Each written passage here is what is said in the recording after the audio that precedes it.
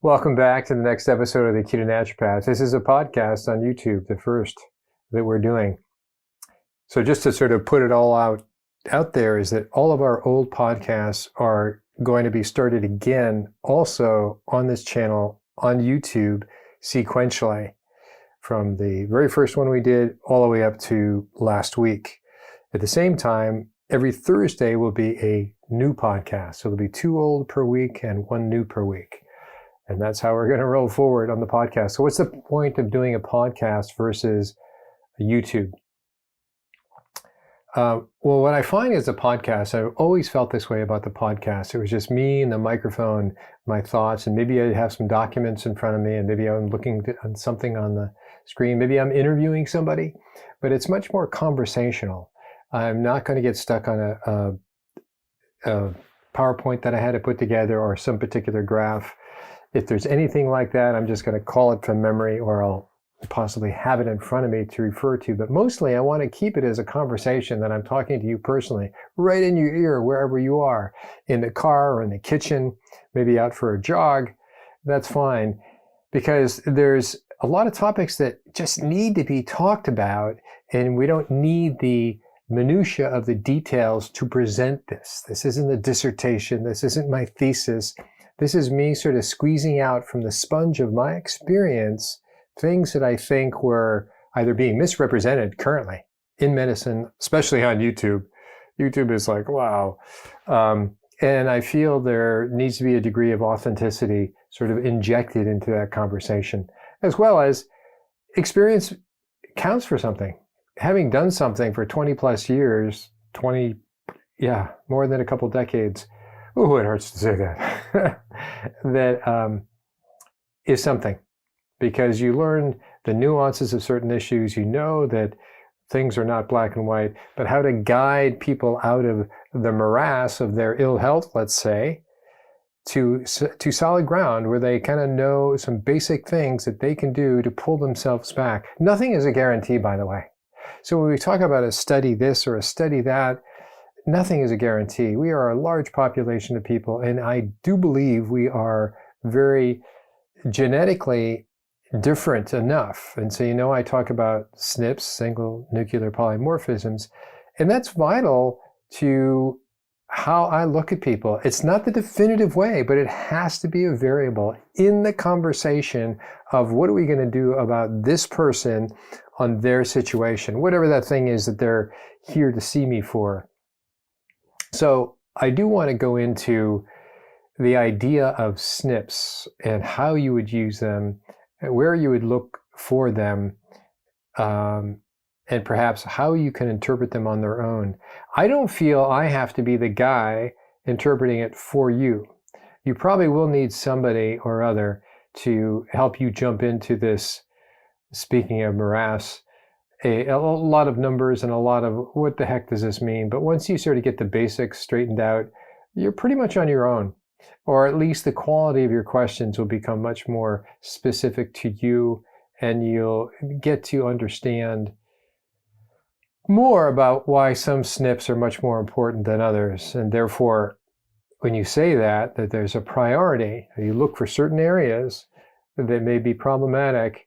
Once you take care of those areas, you can go on to other potential SNPs, but really there's not that many huge targets. There's a few networks you need to look at, understand why they're networks and how they relate to each other, but that's pretty much it. So the company I use now is Estrogen. Is it perfect? Is it the be-all and end-all? It's a company. They're honest, and that's kind of more than most companies that I work with, I should say, and I appreciate that. I wish they would cover more SNPs. I wish they would do a lot of things, but it's good enough. And it helps me just get started with people. I don't hold SNPs or a company like Estrogen, and there's a lot of others out there, as being the single company that's going to interpret your complete genome. That's too many possibilities. So we're going after the bigger areas that have been pretty well documented. And, when I was practicing about 2 decades, when I first started practicing about 2 decades ago, I would have to order each SNP as an independent lab test through Quest. That was incredibly tedious and boring. And you figure, looking back, that was almost lucky that I would get a hit. But then again, I started with a few that I knew were a problem, those that had been studied. There was a number of studies on there saying, hey, well, maybe this might be an issue for this person. So then I would look and I'd find often there was kind of a correlation. But guess what? If you have a SNP, which brings up another point, if you have a SNP, a mutation, a polymorphism, right? There's many of these various mutations in this particular gene that's like we're looking at. It doesn't mean that you will have a problem. This isn't like, oh, you have the BRCA1 or the BRCA2 genes and the incidence and the probability, high or low, of getting breast cancer, right?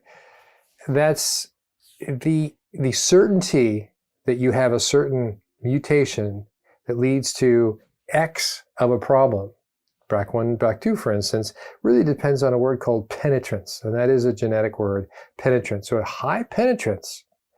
So there are genes, none that I look at, and they have nothing to do with what I work with, but there are genes, more in oncology, that have a penetrance up to like 80+%. So that probability that if you have this mutation, and if you have this mutation on both genes, you would have a very high likelihood of a certain outcome, right? That's nothing what I do. That's nothing what I do. SNPs are far, far lower. They are not black or white. They are simply an impairment of an enzyme. So usually there's a few genes that come together to make an enzyme. And now if you have one of these mutations, the chances are this enzyme, which could be vital, is just impaired and it moves more slowly. Some, it's just the opposite. It moves very quickly. That causes a whole other possible problem. So what I want to get across, because I get a lot of questions that say, oh, could you do my SNPs? Oh, could you do this? Do I have that? You know, the curiosity is there, and I'm glad the curiosity is there, and I'm glad the questions are coming. But don't leave with an interpretation that you now are set up for a certain problem. I've had people that I've suggested that they, get their report, they get the report, and then they spend some time with me, and I look at some things, but I have to, I look at all the variations and so on. But I have to know, what is their context? Why are they doing this? If it's just intellectual curiosity and they don't have a chief complaint, they're not overweight, they don't have some sort of impairment or some sort of limitation in their way of looking at their life, then there's not much I can tie it to, right? So that's why I look at blood work. I have a long panel for blood work, which is not this. And that's why I also look at intracellular things. And that's also, at times, I look at hormonal things, especially for women going through menopause, pre and post. It's important to see these things. They all play a part, and they all overlap, by the way. They're not so different that they're unrelatable. Each one of those is a panel, a very different panel. And it helps to fulfill a bigger picture of putting things together. And it is, in that, still pretty imperfect. So back to this person who gets this, SNPs, and we interpret it and say, oh, here's this area and that area, you're good or bad or whatever they have. And by itself, it's kind of unattached to things, right? I don't have their blood work. If I saw, wow, this person has elevated homocysteine or high inflammatory markers, and I saw certain SNPs, that would give me a connection to work with. I can see how these relate and so on and so forth. And I would show them diagrammatically how this would work. And this is where we're going to intervene. Here's what we're going to try now to change that. And you tell me how you feel with the change. So it's happened a couple of times that people go, oh, great. That's, this thing that you suggested, supplement, which is supplement or dietary change, of course, are pretty much the only tools that I have. Worked great, and either weight was lost or sleep improved, energy improved, whatever it is. And I said, well, that worked for you. It might not work for somebody else, but look what we looked. We had to look under the hood, right? And go, oh, well, you got this. Well, this is what we need. These are the tools we need to adjust these things you have under your hood. So one size does not fit all. I so want you to get that point. One size does not fit all, because when you go to a conference, whether it's a keto conference, right? So this is the Keto Naturopath podcast on YouTube, Keto Naturopath. So you think I'm deep into keto? I am. I think that a low carb, required amount of protein and appropriate fat is really the way we eat ancestrally. But when you go to a conference, you get these presentations as this one size fits all. You all need to do this. You all need to drop your carbs. Well, not everybody needs to drop the carbs. You all need to increase your protein. Well, not everybody needs to increase their proteins. So you look under the hood for them. And by the way, yes, we obviously are humans and we share enough commonalities. And so such presentations are worthwhile, but that needs to be followed up with your own individual lab data. I am so lab data oriented. I mean, I consider it's a data driven decision that we are discussing about, right? And so we need to collect data.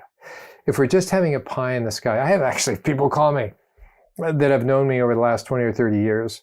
One couple called and said, oh, my wife has all these hot flashes and so on and so forth. And, what should we do? And I go, well, back maybe 20 plus years ago, I probably would have put together a Chinese herbal formula, and that was working for a lot of people but even then in Chinese herbal medicine, you would have to do a pulse diagnosis, you'd have to do a tongue diagnosis. So at least there you're getting some data that was about that person in front of you, and then you would model your formulation on that. So when we're now into laboratory work, that is more specific. You got to go to a place to get your blood drawn, or you have to have a sequence of dried urine sent into the company, or what else do we do? Blood work, saliva, and urine are pretty much what we look at. And so we put these things together. It's still the same thing of finding out, what does this person in front of me look like, and what are their issues. And so the analogy that I use now is, it's like driving. As an adult, most people can drive in the United States. I understand if you live in New York City, you probably don't have to, and if you live in a big city, you probably don't have to. But for the most part, we can say that most adults in the United States can drive. They're legal drivers. So that's good. They've learned a certain skill. However, they really need to pay attention to what's outside the windshield. So I see data for that moment in time, right? They're driving down the street. It's that moment in time. How fast are they going? Do they need to take a left or a right? Where are the other cars around? That is the ability of looking at data in that particular moment to determine what they need to do. And sometimes what they need to do is nothing. Keep on doing exactly what they're doing, right? So, but if you're to say, that's great, you got a driver's license and you're now a responsible adult, but you haven't earned the right to look out your windshield yet. Wow. I think that's going to make it kind of difficult. And so this person who's driving without being able to look out the windshield is going to have a lot of complaints. They're not going to be able to respond to the environment. They're not going to be able to consume the data that they actually need to consume to use this vehicle. And that's how I see life in general. You can say and argue against the idea you don't need data, because 100 years ago or 200 years ago, let's say, they really didn't have much in the way of kind of data. Well, they did have doctors, and doctors did pretty much do tongue and pulse in many different cultures. So even back then, the idea of needing data to differentiate the person in front of you from the collective mass of we are all the same thing was important. Now it's become a little more sophisticated, and it's going to probably even get more sophisticated. I'm just saying it's important. It's not the be all and end all, but it's important. So back to the idea that if you have a certain mutation, single nuclear polymorphism, a certain SNP, let's say me, for instance, I have MTHFR C677T, which is the slowest form of, so it stands for methylene tetrahydrofolate reductase. So the reductase says it's an enzyme that breaks down the MTHFR. So I have the slowest form of that. That's just one enzyme, by the way. So it's not my whole life is dependent on it, but it means this guy has always had, this guy being me, has always had a problem being able to convert folate from his diet needs to be methylated so it can then go on to combine with B12 and then come into the methylation cycle to be able to reduce homocysteine and turn it to methionine, and who cares, and make things like S-adenylmethionine, all real important neurotransmitter modulators. Right now it's gotten to be pretty complicated. And I've always had a problem with that. And that particular problem was associated with many other conditions too. For instance, dyslexia, which is part of the autistic spectrum disorder, right? ASD. And so I was pretty severely dyslexic. I can speak pretty well, but if I had to read out loud, I'm sure I would embarrass your grandmother. And just have live with that there are just like separate halves of brain. You have to, certain things you have to work at, and some things you don't have to work at that much. All right, so that's just one gene, but there's a lot of people that have that don't have any problems. Well, they got off because they had other compensating. Your body is a massive system of compensations as well. It's not just a highway that there's a blockage in the highway. If there is a blockage in the highway, usually there's a way to go around it. And sure enough, there's a way of going around what I just explained to you about lowering homocysteine. But if you now have blockages in some of these alternative pathways, you will have a problem. So that's why we look at these things collectively. And just because you have one gene mutation, how many times have people emailed me or said, "Oh, I have MTHFR. What should I do to fix it?" I don't know. Is it bothering you? Is it an issue? How do you know it's an issue? It might not be an issue. So putting it in the context of not only other SNPs that you may have, may not have, not everybody has wild and crazy mutations and have all these problems, but some do. So let me give you a story of, so my theme here is there's not always a problem even if you have a particular mutation. You have to look at the collective, you have to look at the pattern, if you will. You have to look at the pattern, and then you have to look at external reality. The external reality coming from SNPs would be going to one's basic lab panels. What are their liver enzymes? What's their, the lipid panel? What would their, obviously insulin and cholesterol, insulin and glucose, even look at glucagon, certainly the vitamin D, and on it goes, your omega-6, 3. So there's a lot of other things we look at, but we put these together and say, is there a fit here? Is there something, by tweaking things over here, that it would help remedy some of the problems we found in their blood work? That's what we do. And it's very important. But to assume, simply because we looked at this map, so when you look at genomes, people get kind of narcissistic. This is all about me. All these things are just about me. I get to explain my life through this particular set of genetic reports. In part, you can, and in part, you could, but the attachment should be not that close. It should interest you, of course, but don't be too attached to it, because it may make for you to be, so obviously uniquely you, but it may benefit you in some ways as well. It may, so don't look for problems. And if you find certain abnormalities, polymorphisms that we know about, don't automatically leap to the assumption that you have a problem. So here we go. So there was, interesting thing about the world now is that you can find pretty much anybody you ever knew or cared about in the last 30 to 50 years, right? You can go back, high school class people are now, associated. You find everybody you ever knew in high school is now online, right? If it's not through Facebook or one of the others or simply knowing each other or an email, suddenly these connections can be remade. So going back 20, 25 years of former patients it's obviously a lot easier. And so people have called and said, "Hey, can I have an appointment?" And I explained, I just work online, but yeah, we can do it by getting labs and doing a Zoom consult, kind of thing. So there was this one woman who has always been overweight by maybe neighborhood of 50 pounds. And it's been always pretty much her chief complaint. And I think she always felt she was just kind of unclear thinking. And 20 plus years ago, I wasn't that aware of all these, how to read various patterns and so on and so forth. But she always had one lab that I will remember. I don't have her folder anymore, her chart. She always had chronically high inflammation as measured by CRP. as measured by CRP. And so it was like, we're talking 10 and 11. So what should that be? It should be under 1. So she's 10 and 11, always, all the time, but it should be under 1. And, we worked on diet, and my perspective on diet hasn't changed too much. I mean, other than subtracting the starches and the whole grains. And I got some improvement, not much. So then she called, I've been in touch with her in this last year.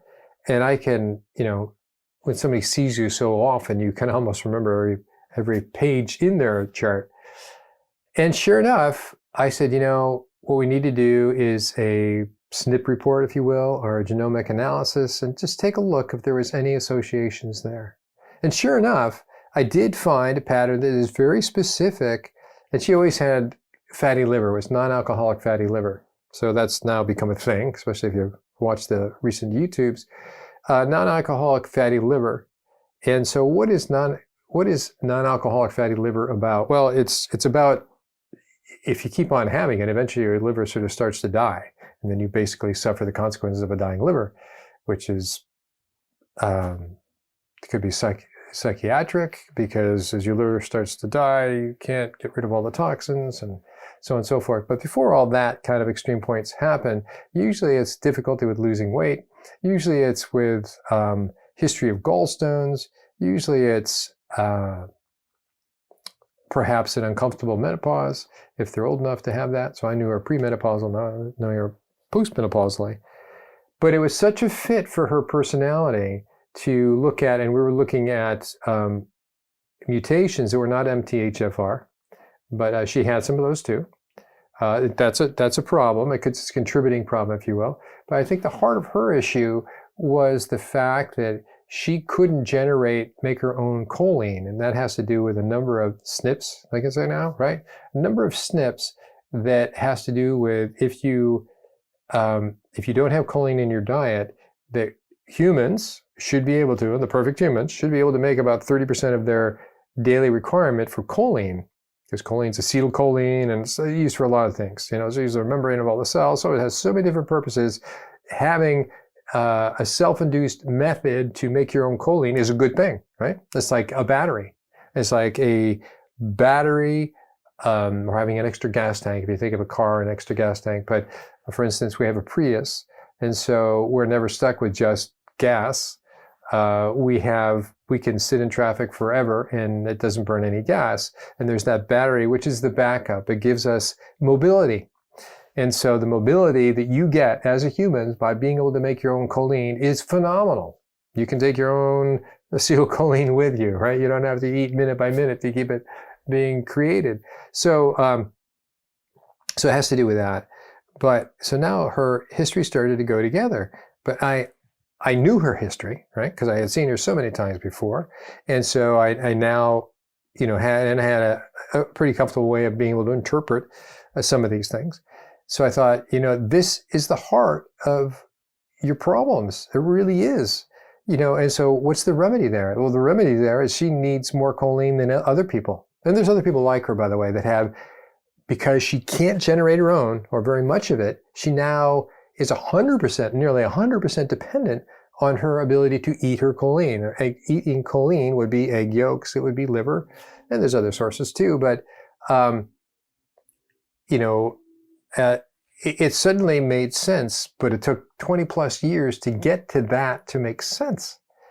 And so that leads to, it doesn't have gallstones anymore, but it leads to, if she does, I can't remember if she's had any recently, that would diminish her likelihood of gallstones, because bile is 90% phosphatidylcholine and 10% cholesterol. So you need a lot of gooey, slippery phosphatidylcholine to let bile come out with the cholesterol and into your small intestine. If you don't have enough phosphatidylcholine, your bile is thick and sluggish and gooey like tar. So it's more like tar than it is like melted ice cream, right? It needs to be more like melted ice cream than tar. So there you go. There's an application that's a big deal. And so you find women in general, premenopausal, when they're making a lot of estrogen, because estrogen is a really interesting link here. When estrogen generally, but specifically now for women, estrogen in their 40 years of making higher amounts of estrogen, and then it drops off after menopause, it actually forces those genes that make, right, those same enzymes that make choline, the ones we've been talking about, the SNPs about, that this woman had, but when you have high amounts of estrogen, it's going to force those genes to make more choline. But if those enzymes that she has SNPs for, and a lot of other people just like her, it's not working. It doesn't matter how much estrogen you have, it's still not going to work. You're still stuck. So all this estrogen is hitting these receptors and more choline is not being created. So if she has a diet that is choline deficient, and by the way, the NIH, through NHANES and others, have shown us that 90% of the people in the United States, as of 2007 and 2008, are choline deficient. And how they figured that out was basically by a lot of interviews and so on and so forth. So there you go. Let's say she's one of the 90%. She's really up a creek. So that means that she would be foggy mentally because she wouldn't be able to make enough acetylcholine. She probably would and did have gallstones. The same thing goes with men, by the way, too, but they don't have a part of their life in which they produce more estrogen, obviously. So they don't have, it really doesn't change for them. Either if these SNPs are problematic, in other words, they have the ones that make them so slow, they're basically not operational. So if men have that, they're still going to have the same problem. They're still going to have an inability to make enough phosphatidylcholine for bile. And so consequently, they're going to have tar-like gallstones, and they will have the same symptomology. So it's just that their whole life is going to be much more similar. They don't have a phase of estrogen. And so often, by the way, that women that have these particular mutations premenopausally are thought to be, they're estrogen dominant, and that's what's causing their gallstones. Well, they're not so much estrogen dominant. Every woman should be high in estrogen and paired with progesterone and so on and so forth. It's that they have broken or very poorly working enzymes that can be turned on by estrogen to make acetylcholine and other forms of choline. So that's it. So there you go. So that was an example of somebody who, from the past, contacted me, and it took a little while to analyze her SNPs and her MTHFR. That is a player, which is important and needs to be addressed, but the primary one was about the choline. So I think this is a good place to stop for our podcast today and say that one size certainly doesn't fit all. Using data, i.e. labs and so on, is important. A lot of people, like I mentioned, there was this couple that visited me and his wife, and I don't know anything about them other than I knew them facially before. And so I went in and I showed them, this is what I do now. And they still ended up with the same question. So what would you recommend given all that you know? It's like, well, I still don't know you. Just because we talked, I don't have your labs and all these other things. There's nothing I can say. I would say, if you are looking for something that's going to change your hot flashes right now, go see somebody like I used to practice in Chinese herbal medicine, and they will probably help you. But that's not how I do it anymore. I look a little more deeply. So they didn't want to do the work. They still wanted the answer. And I don't know. And there's a lot of people that are that way. They don't process, data, getting data, personal data, and having a data-driven decision-making process about what I should do. Well, that's how life is. That's what driving is all about. Person driving down the street is an ongoing data-driven decision maker. Do I go faster or slower? Do I stop? Do I go left or I go right? That's in the flow, data-driven decision making. And medicine should be no less than that. So hope I didn't chew your ear off, and we'll see you next week. Bye-bye. Hi, I just forgot to mention that, while you're listening to these different episodes, whether they're from a long time ago or something I'm doing currently each week, feel absolutely free to send me a question. Say, hey, while I was listening to you, this is what I thought. What are your takes on this? The reason I'm asking you to do that often opens up a whole avenue of thinking and thoughts, and even something I can explore for a future episode. So from a simple question to something more complicated, or explain your situation, I won't get back to you necessarily right away in a couple hours, but give it a couple days, maybe even a week or so. But I pretty much get back to everybody who has a legitimate question, and I give them a legitimate answer. And sometimes if I don't know or can't give them a very specific answer, I say, I will look into it and I'll make an episode of this. So feel free to communicate. I hope you enjoy what we're going over. This is meant to be you and me on a walk together. Kind of, I'm talking to you, but you can talk back to me should you want to. Till next time, okay? Take care. Bye-bye.